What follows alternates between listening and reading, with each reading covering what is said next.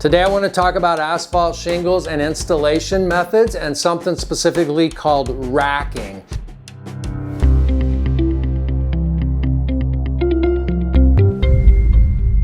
All right, Chicago, welcome back to another edition of our YouTube channel. I'm Jim with Anchor Point Roofing. If you're a roofer, you may know this. If it's a homeowner, it's something I want you to kind of look out for. If you're having a roof installed, check this out. Roofers, you may know about this, but let's take a look at this. Racking. It's racking shingles. It's a different installation method versus some of the other ones and the ones we use. Here is a start pattern of racking. So a lot of times on a roof, you'll see stair-stepping shingles. I'll show you a picture in a second, but these guys are going to start out with the racking method. Now these are 3-tab shingles, so it was a little more prevalent, a little more allowed by manufacturers with a 3-tab, but now pretty much everyone has switched to architectural shingles, and the manufacturers don't want to see it, and I'll show you some reasons why. So here's a guy installing the racking way, right? So you can see it's going straight up the roof. But here's one of the biggest problems right away that they're showing, and this is from a prevalent magazine a few years ago. You have to bend up every one. So you have to physically, the shingle that's already installed, you bend it up, you get your nail gun under there, and I think it can put a little undue pressure on this one. Also, it's hard to get your nail gun back in there and properly secure it. Here's one of our roofs. So see, instead of it going straight up the roof, you see how we've stair-stepped it? You kind of want to have a minimum of 6 inches, 5 to 6 inches. We like to do 6 inches between each one. And you see, they grab the shingles and they go straight up. This guy's doing the same thing. So not racking, we use the stair-stepping method. What can happen when you rack it, and why don't we do it? Asphalt shingles, they will grow and expand and contract in the cold and the heat. And when you have all those lined up just like that, you can already start to see on this one. Take a look at this. The joints won't seal properly always. They won't always have the tar adhere properly. And then when we get that expansion and contraction, they can hit and they can kind of curl up. So you're see every lap here, these are just lining up perfectly, right? And water runs down. These joints are called the keyway. So water runs down from one keyway to the next, to the next, to the next. If it was in a stair-step method like we like to see, it doesn't hit another keyway two tabs down. It hits a full shingle, So why do they do it? Some guys think it's faster. Some guys think you can get 2 or 3 guys roofing at the same time. You already saw on one of our roofs that you can get multiple guys roofing at the same time. The contractors want to get it done in an efficient manner. So sometimes controlled lines. So they think going straight up is going to give you a really nice run.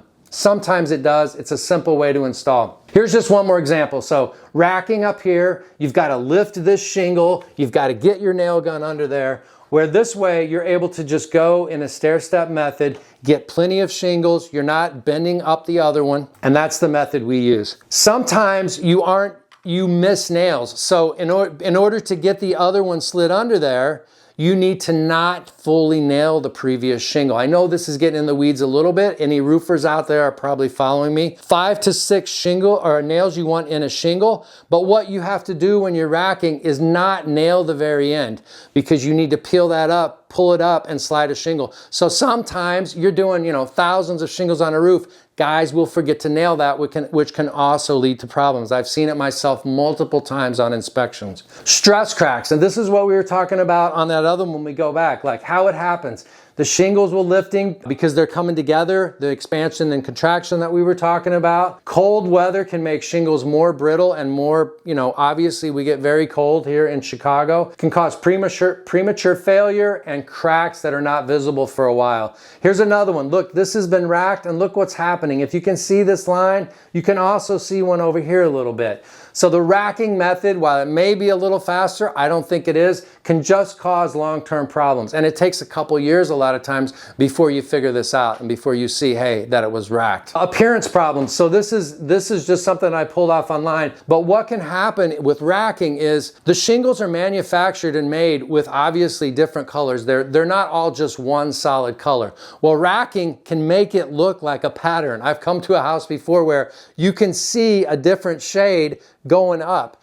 when they're in a stair step, it blends them a little more. Instead, so you'll see a pattern. I can see sometimes a visual pattern up a roof due to racking versus the stair step. You won't see that pattern. It helps like blend it in where it's all more camo, all more of an adhesive look or a cohesive look. I think that's the right word. Joint alignment compounds, aligned joints create potential water channels. We talked about that. All the keyways line up, all the water runs right down it, and you're just opening yourself up for potential problems down the road. What do the manufacturers say about it? So the manufacturers won't officially void your warranty, but they don't like it. And here's a couple examples I'm going to show you. So GAF, probably one of the biggest manufacturers, not my cup of tea, but if you get a roof inspection and a quote from a roofer, they're probably going to quote GAF Timberline just like every other person does. Anyway, GAF says that for three tab roofs, it's acceptable.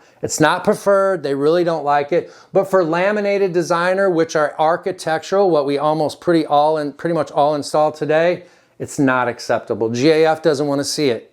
Malarkey, this is the best shingle on the market, and this is the one that we install. Malarkey, what do they say? Straight up is not recommended. And again, they'll let you do it on 3 tabs, but we really don't install 3-tab shingles much anymore. If you're a homeowner, check out what a 3-tab is versus an architectural. If you're a roofer, you probably know what I'm talking about. But 2 of the big manufacturers here are saying, don't do it. Racking is not the right way to do it.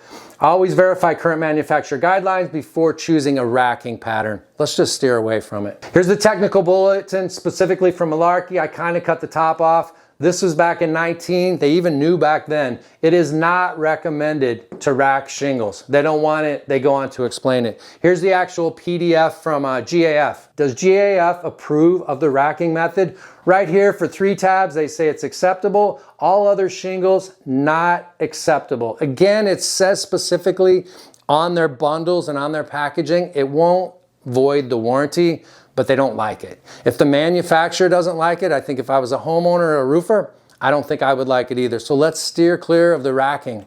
So the takeaways, what are the risks? Sometimes you don't get it nailed right. You're stressing out that other shingle by lifting it up. Let's follow the manufacturer's rules. Faster installation can mean costly failure tomorrow. We don't like the racking method. I hope you learned a little bit today here at Anchor Point Roofing. If you need a roof inspection, if you think your roof has been installed in the racking method, call us up. Let's get us out there to inspect it. Thank you so much for watching, Chicago. We'll see you on the next one.